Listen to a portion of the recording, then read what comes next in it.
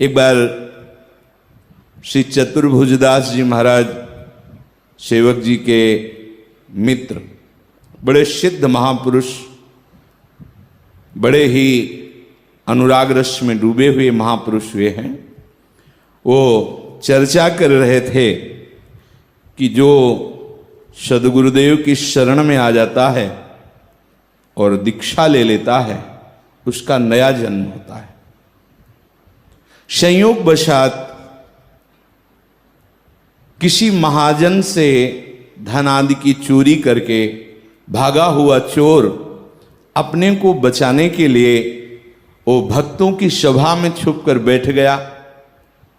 न जाने कब दया निधान रीझ जाए, कुछ कहा नहीं जाता।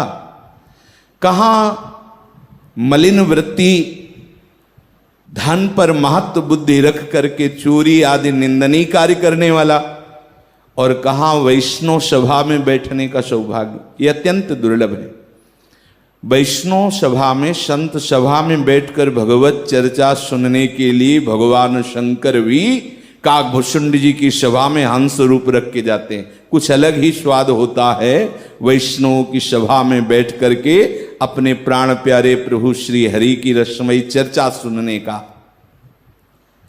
इसका तो कोई भाव ही नहीं था, ये तो केवल बचना चाहता था, पर भगवत कृपा से सही स्थान बचने का इसको मिल गया।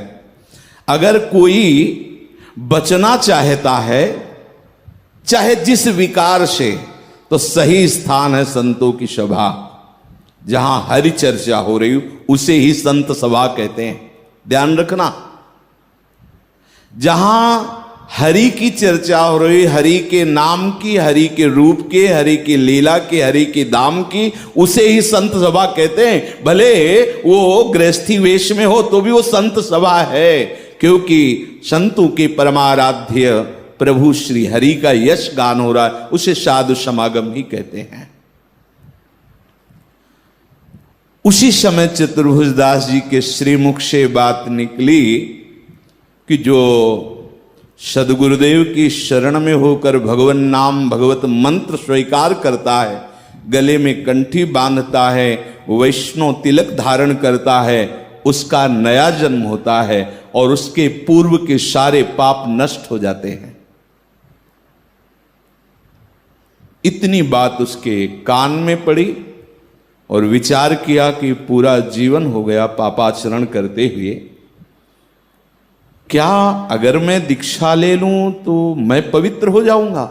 देखो ये साधु समागम का प्रभाव, उस सभा का प्रभाव कि उसको लगने लगा मैं पापाचरण करता हूं, उसके अंदर इच्छा जागृत हो गई पापों से मुक्त होने की। ये बड़ी दुर्लभ बात होती है, इसीलिए सर्वोपरि संत समागम कहा गया है, जो सर्व संगों का त्यागी बना देता है।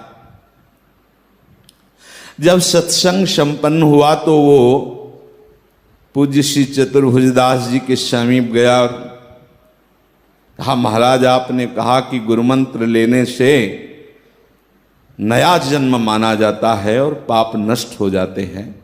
महाराज मैं तो बहुत पापी हूं, पक्का जीवन हो गया हिंसा करते, चोरी करते। अगर हम दीक्षा ले लें, देखो पहली बात गुरु से कपट नहीं किया, पापी हूं ऐसे ऐसे, ये सब भगवत कृपा का लक्षण है। कब कहां कैसे किस पर बरस पड़े।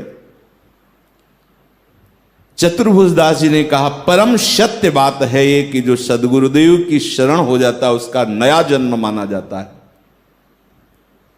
आप हमें स्वीकार कीजिए। चतुर्भुजदास जी ने अपनी तरफ से कंठी, क्योंकि अभी भाव बदला है, हो सकता है थोड़ी देर में बदल जाए, पूर्व संस्कार जागृत हो जाए, ना जानो छिनंत कौन बुद्धि घटे प्रकाशित।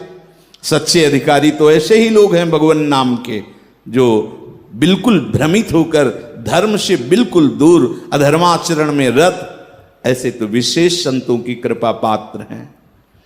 चतुर्भुजदास जी ने अपनी तरफ से भगवद अर्पित करके कंठी बांधी और 12 तिलक बताया और राधा वल्लभ जी के चरणों की आसक्ति प्रदान करने वाले नाम और मंत्र को दिया। और कहा आज से तुम्हारा नया जन्म है। उसने मुंडन करवा करके, द्वादश तिलक धारण करके, कंठी धारण करके, माला लेकर अब तो बेफिक्र होके निकला। और ये 1 घंटे में हो गया होगा सब।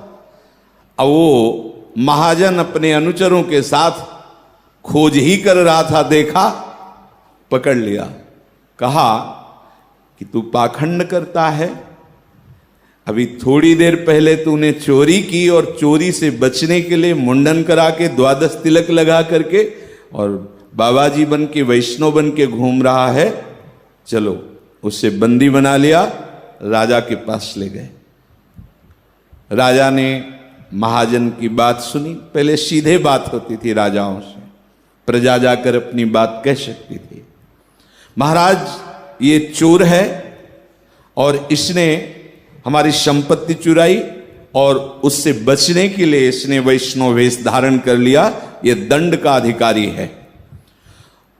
उनसे पूछा कि आप कुछ कहना चाहते हैं अपनी रक्षा के लिए? तो उन्होंने कहा, मैं हाथ उठा के कहता हूं, भगवान को साक्षी करके, इस जन्म में मैंने कोई चोरी नहीं की। राजा किंग कर्तव्य विमूढ़ हो गए कि क्या करना चाहिए। ये तो इस जन्म की बात कर रहा है पूरी, ये कह रहा है अभी 1 घंटे का विषय है, कुछ ही समय पहले इसने चोरी की। तो पहले सत्य की परीक्षा के लिए एक प्रक्रिया होती थी। बोलने वाले के हाथ पर पीपल का नवीन कोमल अरुण वर्ण का पत्ता रखा जाता और कच्चे धागे से उसको लपेटा जाता और ऊपर उसके जलता हुआ लोह की एक क्षण रखी जाती है इसे, और कहा जाता 7 कदम चलो, और यदि वो कच्चे धागे का सूत झुलस भी गया तो तुम असत्य बोल रहे हो।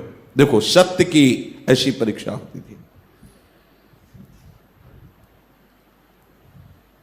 चोर स्वरूप जो वैष्णव जी थे, उनसे प्रक्रिया को स्वीकार किया और मन में कि गुरुदेव भगवान के वचन त्रिकाल सत्य होते हैं, और जोर से कहा, यदि इस जन्म में मैंने कोई पाप न किया हो तो इसका प्रमाण देना चाहिए। जो इस 7 कदम चले, कुछ नहीं हुआ, फार फेंक, कहीं झुलसा भी नहीं। राजा ने उस महाजन से कहा, तुमने इतने बड़े वैष्णव को चोर साबित किए, हमारी सभा में आकर उनका अपमान किया, इसलिए तुम्हें दंड मिलेगा, और वो दंड होगा मौत की सजा, तुम्हें शूली पे चढ़ाया जाएगा। उसके पास कोई उत्तर ही नहीं था, क्योंकि प्रमाण हो चुका था सत्य का। अब वो वैष्णव स्वरूप ने हाथ जोड़कर कहा, राजन, इनको क्षमा कर दिया जाए। क्यों? क्योंकि ये भी सत्य कह रहे हैं। तो उनका, भाई, ये दोनों बातें सत्य कैसे हो सकती कि तुम कह रहे हो इस जन्म में चोरी नहीं की और उसका प्रमाण हो गया, और ये कह रहा है अभी कुछ समय पहले चोरी की, ऐसा कैसे हो सकता है? क्योंकि सत्य का प्रमाण आपने दे दिया है।